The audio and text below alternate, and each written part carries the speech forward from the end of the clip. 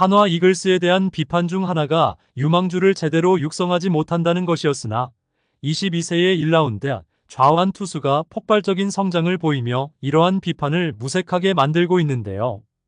이와 관련된 소식 자세히 정리해드리겠습니다. 시청하시기 전에 구독과 좋아요 눌러주시면 영상을 만드는 데 많은 힘이 됩니다. 한화 이글스는 최근 3년간 고교 최정상급 투수들을 지속적으로 영입하면서 투수진을 강화해 왔습니다. 2022년에는 전국 규모의 1차 지명을 통해 문동주를 선발했으며 이어진 2023년과 2024년 전면 드래프트에서는 전체 1순위로 김서현과 황준서를 각각 선택함으로써 미래의 마운드를 견고히 다졌습니다. 이러한 전략적 지명은 한화 이글스가 장기적으로 강력한 투수진을 구축하려는 명확한 계획을 가지고 있음을 보여주는데요. 이 젊은 투수들이 팀의 미래를 밝힐 주역으로 성장할 수 있을지 많은 기대가 모아지고 있습니다. 한화 이글스는 머지않은 미래에 KBO 리그를 대표하는 투수 왕국으로 거듭날 잠재력을 갖추고 있지만 현재로선 선수들의 성장에 시간이 더 필요해 보입니다.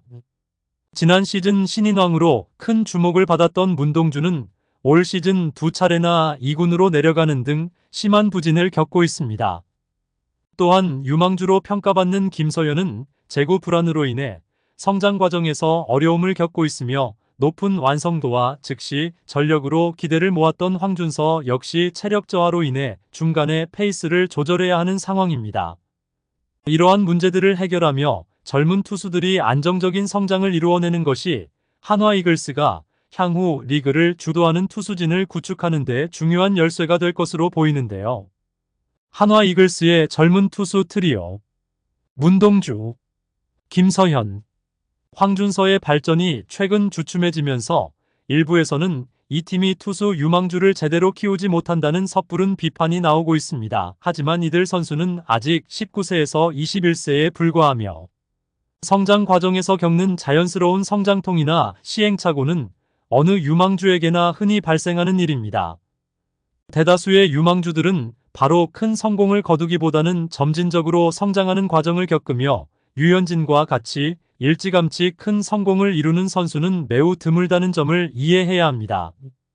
따라서 이들이 더욱 발전할 수 있는 기회와 시간을 충분히 제공하며 지켜봐야 할 필요가 있어 보이는데요. 한화 이글스의 1라운드 픽으로 4차 좌완 투수인 김기중 역시 유망주로서 잠재력을 점차 발휘하며 그 가능성을 입증해 보이고 있습니다. 유신고등학교 출신으로 2021년 2차 1라운드 전체 2순위에서 한화 이글스에 입단한 그는 지난해까지 3년 동안 1군에서 총 57경기 중 21경기 선발 등판에 출전해 122이닝을 던지며 3승 9패 1홀드 평균 자책점 4.80을 기록하며 꾸준히 경험을 쌓아왔습니다. 올해는 보다 성숙해진 모습으로 한 단계 더 성장한 플레이를 보여주고 있어 한화 이글스가 장기적인 투수 육성 전략에서 긍정적인 징후를 보이고 있음을 알 수 있는데요. 지난 시즌 마무리로 6번의 선발 등판 기회를 잡으며 잠재력을 선보인 김기중은 올해 스프링 캠프에서부터 시범 경기를 거치면서 5선발 자리를 두고 경쟁을 펼쳤습니다.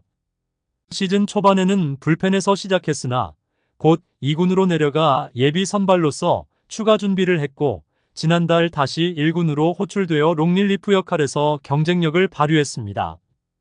한화 이글스의 외국인 투수 펠릭스 페냐와 리카르도 산체스가 부상으로 이탈하면서 김기중에게 선발 기회가 돌아왔습니다. 그는 지난달 30일 대전에서 열린 롯데자이언츠전에서 6이닝 동안 2개의 피안타와 무사사구 6개의 탈삼진을 기록하며 무실점으로 퀄리티 스타트를 선보이고 시즌 첫 승리를 따냈습니다. 이 경기는 그의 가능성을 재확인하는 무대가 되었고 팀 내에서의 그의 위치를 한층 강화시켰는데요. 비록 팀 사정에 따라 당초 불펜으로 보직이 바뀌었지만 김기중은 지난 5일 수원에서 열린 KT전에서 구원 투수로 나서 2이닝 동안 완벽한 무실점 투구로 시즌 2번째 승리를 기록했습니다. 이어진 경기에서 리카르도 산체스가 팔꿈치 부상으로 다시 이탈하자 김기중은 19일 청주에서 열린 키움전에서 다시 선발로 마운드에 올랐습니다. 키움을 상대로 3이닝 동안 6개의 안타와 2개의 볼넷을 내주어 2실점하며 조기에 교체되기는 했지만 27일 대전 두산전에서는 5이닝 동안 6피안타 무사사구와 4개의 탈삼진을 기록하며 1실점만을 허용하는 호투로 시즌 3번째 승리를 추가했습니다. 올 시즌 13경기에서 29이닝 이상을 소화하며 평균 자책점 3.34, 탈삼진 20개를 기록하는 등 안정적인 모습을 보이고 있어 김기중이 앞으로 한화 이글스의 선발진에서 중요한 역할을 할 것이라는 기대가 모아지고 있는데요. 26일에 두산 타선이 폭발적인 득점을 올렸지만 김기중은 그 힘을 완벽하게 잠재우는 투구를 선보였습니다.